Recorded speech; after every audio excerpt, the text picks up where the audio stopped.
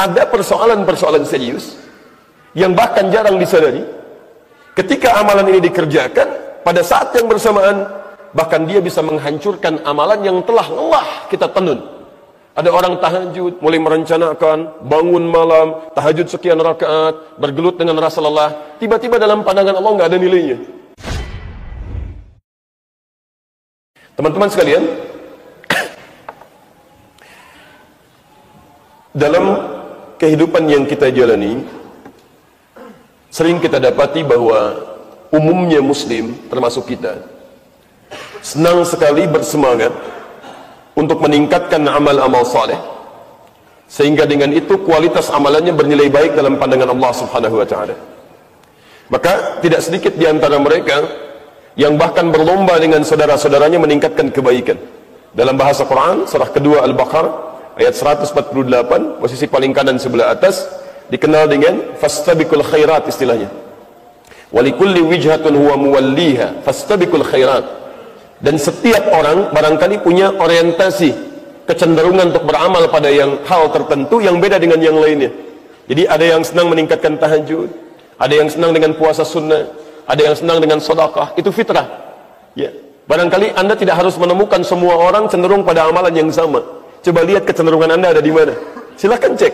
Anda pasti akan temukan bahwa Anda cenderung beramal konsisten pada amalan-amalan tertentu. Ya. Ada di antaranya sekian kecil yang mungkin mengumpulkan amalan-amalan ini dan dijaga dengan istiqamah. Tapi yang paling penting dalam ayat ini, fastabiqul khairat. Ya. Allah sampaikan silakan berlomba untuk meningkatkan kebaikan. Maka Masya Allah, ada yang berlomba meningkatkan tahajud. Bahkan sekarang gerakannya ada di masjid ini tahajud, masjid sana tahajud. Ada yang berlomba meningkatkan puasa sunnah, dibuat status, disampaikan pada saudaranya. Ada yang berlomba meningkatkan hafalan Quran, masing-masing mencoba untuk meningkatkan amal saleh. Tapi dalam proses berjalannya meningkatkan amal soleh ini, kadang-kadang, maaf, sebagian dari kita lupa untuk mengkaji satu persoalan yang tidak disadari bahkan seketika bisa menggugurkan amal-amal soleh yang telah lelah ditenun ini. Saya ulang, sebagian dari kita lupa ada persoalan-persoalan serius yang bahkan jarang disadari. Ketika amalan ini dikerjakan, pada saat yang bersamaan bahkan dia bisa menghancurkan amalan yang telah lelah kita tenun. Ada orang tahajud, mulai merencanakan bangun malam, tahajud sekian rakaat, bergelut dengan rasa lelah, tiba-tiba dalam pandangan Allah nggak ada nilainya. Masya Allah. Yang paling fatal, ada orang-orang yang coba meningkatkan amal saleh. Dia puasa, dia kemudian sholat, dia kemudian juga bayar zakat, dia membaca Al-Quran, tapi Masya Allah, dia melakukan perbuatan yang bukan hanya menggugurkan amalannya, bahkan menghadirkan ancaman Allah yang menghadirkan siksa kuburnya, menghabiskan amalannya, plus dijamin masuk neraka tanpa pernah keluar darinya. Nanti kita akan turunkan. Saya beri contoh misalnya Quran surah ketiga Ali Imran ayat 22, posisi paling kiri sebelah bawah. Ulaika alladzina habitat a'maluhum fid dunya wal akhirah. Ada orang-orang yang hancur, habitat a'maluhum. Ya. Habita itu kalau antum misalnya beli kayu bakar, ya, hatab, kayu bakar, hatab, bismillah.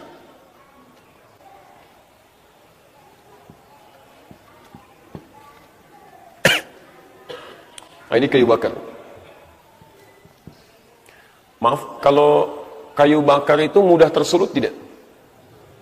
Mudah, makanya disebut kayu bakar, ya. Baik, kalau tidak mudah tersulut mungkin kayu apa gitu kan, istilahnya bukan kayu bakar ya, kayu kuat gitu kan. Baik. Kayu bakar mudah tersulut, tersulut apa? Jelas api karena dibakar. Ya pakai apa lagi kalau bukan pakai api gitu kan? Baik, mudah tersulut api. Baik, saya mau tanya. Makhluk apa yang diciptakan dari api? Tahu dari mana? Kalau belum tahu cukup katakan baik. Makhluk apa yang diciptakan dari api? Tidak ada makhluk Allah alam ya. Yang ada hanya pilihan malaikat, apakah jin ataukah manusia. Dalilnya Quran surah ke-15 ayat 27. Posisi paling kanan sebelah bawah di mushaf standar. Wal jan khalaqnahu min qablu min naris samum. Jin kami ciptakan. Hati-hati, sebelum manusia diciptakan dari bahan api yang menyambar-nyambar. Baik, bukan cuma api biasa, nyambar-nyambar. Jadi kalau Anda mendekat kepada bagian dari itu, apinya seakan mendekati Anda. Pernah Anda datang kepada satu tempat misalnya untuk satu keadaan yang ada api yang sedang dibakar, apinya kadang nyambar-nyambar begini. Pernah merasakan itu? Taib. Jin. Yang jadi persoalan di antara jin yang diciptakan oleh Allah Subhanahu wa taala, ada kemudian yang mulai membangkang keluar dari ketaatan kepada Allah Subhanahu wa taala. Quran surah ke 18 ayat 50, posisi paling kanan di pertengahan. Wa idh qulna lil malaikati isjudu li adama fasajadu illa iblis. Ketika kami firmankan kepada para malaikat dan jin yang hadir pada saat itu untuk hormat kepada Adam, semuanya sujud hormat kecuali iblis. Baik. Siapa iblis ini? Kana minal jinni fa fasaqa an amri rabbi. Dia termasuk dari kalangan jin. Baik, yang berbuat menyimpang kepada Allah Subhanahu wa taala. Jin yang menyimpang. Ternyata bukan hanya menyimpang. Dia juga meminta kesempatan kepada Allah Subhanahu wa taala agar membuktikan kehebatannya, kesombongannya, ya, untuk menampakkan kepada seluruh anak cucu Adam bahwa dia lebih hebat dibandingkan dengan Adam. Apa yang dia lakukan? Dia memohon kepada Allah Subhanahu wa taala untuk membuktikan kesombongannya dengan cara menggoda anak cucu Adam. Bahkan menggoda Adam. Menggoda Adam terlebih dahulu, ya. Godaannya kepada Adam ada di Quran surah kedua pertama kali ayat 36 sampai turun ke muka bumi. Dan permohonannya kepada Allah meminta menggoda anak cucu Adam di antaranya di Quran surah yang ke-4 An-Nisa ayat 119, posisi paling kanan sebelah bawah. Tayyib. Ketika dia mulai menggoda anak cucu Adam, termasuk menggoda Adam, namanya dirubah dari iblis menjadi setan. Quran surah ke-2 Al-Baqarah ayat 36, posisi paling kiri di pertengahan. Fa'azallahuma asyaitanu anha akhrajahuma mimma kana fi. Syaitan.